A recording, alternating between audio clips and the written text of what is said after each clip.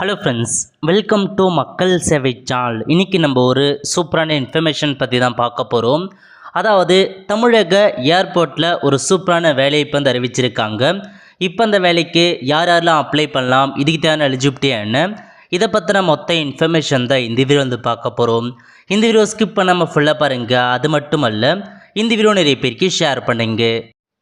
வீடியோக்குள்ளே போகிறதுக்கு முன்னாடி வேலைவாய்ப்புக்குன்னு தனியாக நம்ம ஒரு சேனல் வந்து க்ரியேட் பண்ணியிருக்கோம். இந்த சேனலில் மாவட்ட வாரியாக வர எல்லா கவர்மெண்ட் ஜாப்ஸுமே ரெகுலராக அப்டேட் வந்து பண்ணிகிட்ருக்கோம். இதுக்கான லிங்க்கு நான் டிஸ்கிரிப்ஷன் வந்து கொடுத்துட்றேன். விருப்பம் இருக்கவங்க இந்த சேனலை நீங்கள் சப்ஸ்கிரைப் வந்து பண்ணி வச்சுக்கோங்க. ஓகே, ஸோ இப்போதைக்கு ஏர்போர்ட்லேருந்து உங்களுக்கான வேலையை இப்போ வந்து அறிவிச்சிருக்காங்க. இந்த வெப்சைட்டில் மூணாவதாக கொடுத்துருக்காங்க பாருங்கள். Advertisement for requirement excise for Chennai, Madurai, Tiruchi and Coimbatore station airport service cement கொடுத்துருக்காங்க.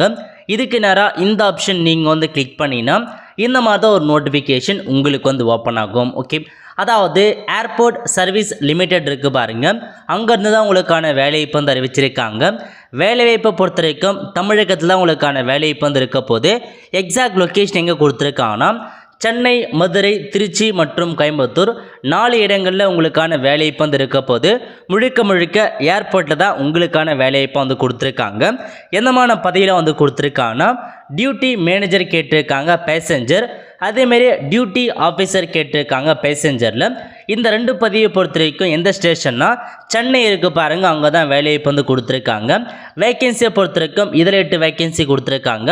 அதேமாரி இதில் வந்து 8 வேக்கன்சி கொடுத்துருக்காங்க. இந்த ஜாப் பொறுத்த வரைக்கும் உங்களுக்கு எக்ஸாமினேஷன் வந்து கிடையாது. முழுக்க டைரக்ட் இன்டர்வியூ வச்சு தான் வந்து ஆட்கள் வந்து எடுக்கிறாங்க.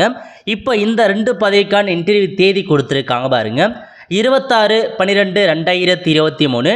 டைமிங் பொறுத்த வரைக்கும் காலைல 9 மணிலேருந்து 12 வரைக்கும் உங்களுக்கான இன்டர்வியூ வந்து இருக்க போது.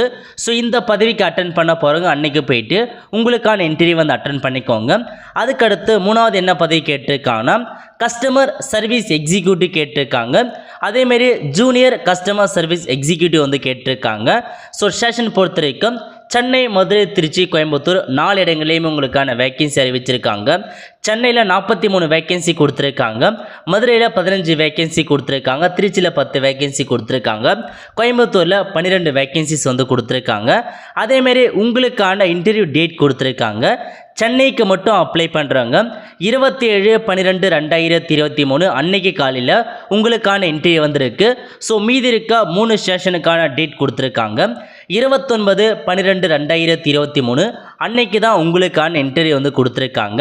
அதுக்கடுத்து utility agent come ramp driver கேட்டிருக்காங்க. ஸோ ஏர்போர்ட்டுக்கு ரேம்ப்லாம் இருக்கும், அதை தள்ளிட்டு போகிறதுக்கான ஒரு ஆட்கள் தான் வந்து கேட்டிருக்காங்க. ஸோ மதுரைக்கு மட்டும் 2 வேக்கன்சிஸ் வந்து கொடுத்துருக்காங்க.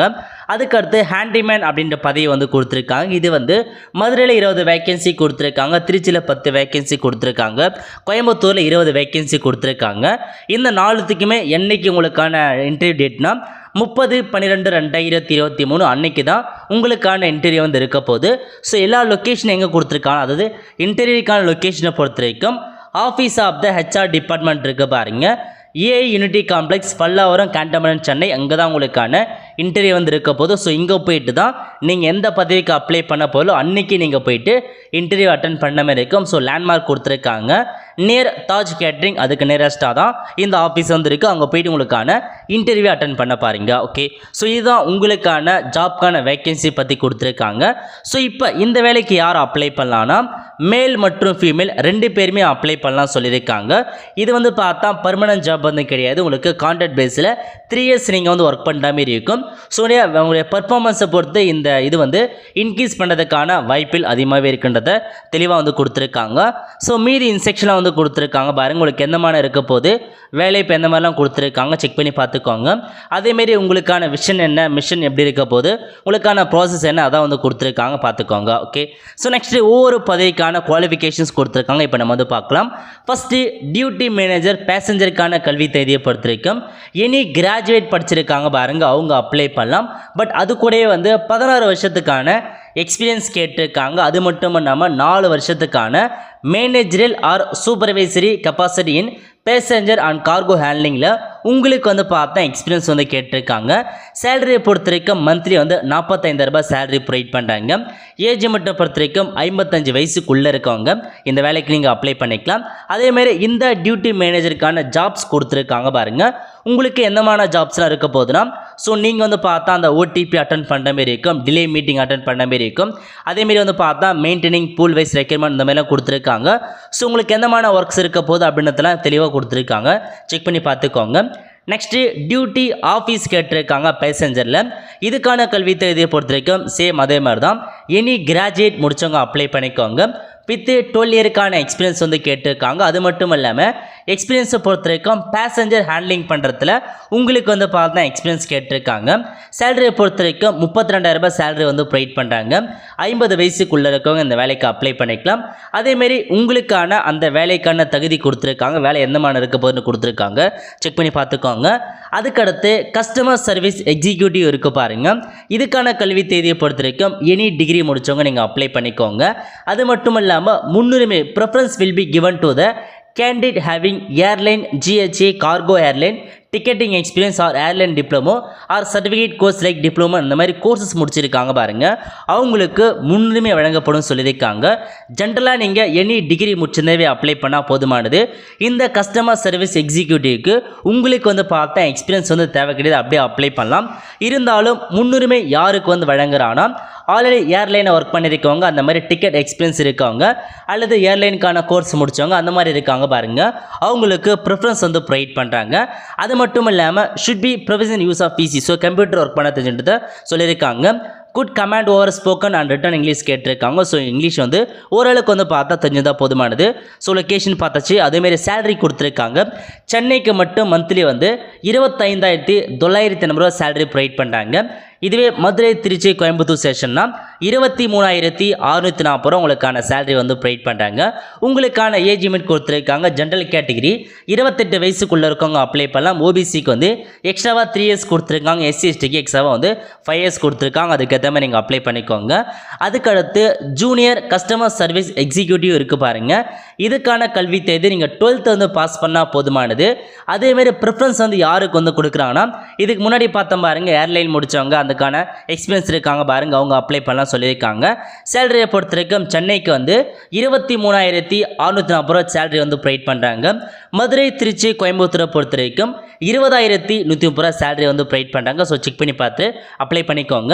அதேமாரி உங்களுக்கான ஜாப்லாம் கொடுத்துருக்காங்க பாருங்கள். ஸோ ஜாப் பொறுத்த வரைக்கும் உங்களுக்கு மெயின்லி பேசஞ்சர் செக் பண்ணுறது, செக்இன் பண்ணுறது, டிக்கெட் ரிசர்வேஷன் பண்ணுறது, போர்டிங் பண்ணுறது, அந்தமான வேலையை தான் வந்து பார்த்தா உங்களுக்கு எக்ஸிக்யூட்டிவ் பதவி பொறுத்த இருக்க போகுது. ஸோ ரெண்டுத்துக்கான வேலைப்பையும் உங்களுக்கு ஒரே மாதிரி தான் வந்து இருக்க போகுது. ஓகே, அதுக்கடுத்து என்ன பார்த்தீங்கன்னா, utility agent come RAM driver கேட்டிருக்காங்க. இதுக்கு நீங்கள் 10ஆம் வகுப்பு பாஸ் பண்ணவே போதுமானது. அது மட்டும் இல்லாமல் must carry original valid heavy motor வெஹிக்கிளுக்கான டிரைவிங் லைசன்ஸ் வச்சுருக்காங்க பாருங்கள், அவங்க அப்ளை பண்ணலாம் சொல்லியிருக்காங்க. ஸோ சேலரியை பொறுத்த வரைக்கும் 20,130 சேலரி வந்து ப்ரொவைட் பண்ணுறாங்க. ஏஜ் வந்து செக் பண்ணி பார்த்துக்கோங்க. உங்களுக்கான வேகன்சியை பொறுத்த வரைக்கும் நீங்கள் வந்து பார்த்தீங்கன்னா அந்த வெஹிக்கிள் லைக் டிராக்டர், பஸ் அந்த மாதிரி நீங்கள் வந்து கிரவுண்ட் ஃப்ளோர் வந்து ஓட்டு போகிற மாதிரி இருக்கும். ஸோ அதுக்கான ட்ரைனிங் வந்து ப்ரொவைட் பண்ணுவாங்கன்ட்டு சொல்லியிருக்காங்க. செக் பண்ணி பார்த்துக்கோங்க. ஸோ நெக்ஸ்ட்டு ஹேண்டிமேனுக்கான வேலையை இப்போ வந்து கொடுத்துருக்காங்க. ஹேண்டிமேனை பொறுத்த வரைக்கும் 10th பாஸ் பண்ணால் போதுமானது. அது மட்டும் இல்லாமல் must be able to read and right understand English language. So English language வந்து பார்த்தா ஓரளவுக்கு வந்து ரீட் பண்ண தெரியும், அண்டர்ஸ்டாண்ட் பண்ண தெரிஞ்சால் போதுமானு சொல்லியிருக்காங்க. அதேமாதிரி லோக்கல் லாங்குவேஜ் கண்டிப்பாக வந்து கேட்டிருக்காங்க. ஸ்டேஷன் பொறுத்த வரைக்கும் 3 தெரியுமே கொடுத்துருக்காங்க. இதுக்கான சேலரி வந்து மந்த்லி 17,850 சேலரி வந்து ப்ரொவைட் பண்ணுறாங்க. உங்களுக்கான கேண்டிமேன் ஜாப் பொறுத்த வரைக்கும் நீங்கள் வந்து பார்த்தீங்கன்னா அந்த பேக்கேஜ் எது பொறுத்து, கார்போ லோடிங் ஆடுறது அந்த மாதிரி, ஸோ உங்களுக்கான இதான் கொடுத்துருக்காங்க. ட்ராலி வந்து எடுத்துகிட்டு போகிறது அந்த மாதிரி ஆப்ஷன்ஸ்லாம் வந்து கொடுத்துருக்காங்க. வீல் சேர்ஸ் மெயின்டைன் பண்ணுறது, இந்த மாதிரி உங்களுக்கான ஜாப் நேச்சர்ஸ்லாம் கொடுத்துருக்காங்க. செக் பண்ணி பார்த்துக்கோங்க. அதுக்கடுத்து ஒவ்வொரு பதவிக்கான செலெக்ஷன் ப்ரொசீஜர் கொடுத்துருக்காங்க. டியூட்டி மேனேஜர், பேசஞ்சர் மற்றும் டியூட்டி ஆஃபீஸரை பொறுத்த வரைக்கும் உங்களுக்கு பர்சனல் மற்றும் விர்ச்சுவல் இன்டர்வியூ வந்து வைக்கிறாங்க. அது மட்டும் இல்லாமல் ஃபைனல் செலெக்ஷன் முடிஞ்சதுக்கப்புறம் ஸோ மெரிட் பேஸ் படி யார் அதிகபட்ச ரேங்க்கில் இருக்காங்களோ, மார்க் எடுத்திருக்காங்களோ அவங்களுக்கு தான் இந்த ஜாப் வந்து போக போகுதுன்னு தெளிவாக வந்து கொடுத்துருக்காங்க. அதே மாதிரி தான் கஸ்டமர் சர்வீஸ் எக்ஸிக்யூட்டிவ் பொறுத்த வரைக்கும் உங்களுக்கு பர்சனல் மற்றும் விர்ச்சுவல் இன்டர்வியூ வந்து வைக்கிறாங்க. அது மட்டும் இல்லாமல் மேபி குரூப் டிஸ்கஷன் பண்ணுறதுக்கான வாய்ப்புகள் அதிகமாக சொல்லியிருக்காங்க. ஸோ நிறைய பேர் வரும் பட்சத்தில் குரூப் டிஸ்கஷன் மூலமாக வந்து செட் பண்ணுறது சொல்லியிருக்காங்க. அதுக்கடுத்து வந்து பார்த்தீங்கன்னா ரேம்ப் டிரைவர் இருக்காங்க பாருங்கள், அவங்களுக்கு வந்து ஸோ உங்களுக்கான ட்ரேட் நாலேஜ் வந்து டெஸ்ட் பண்ணுவாங்க.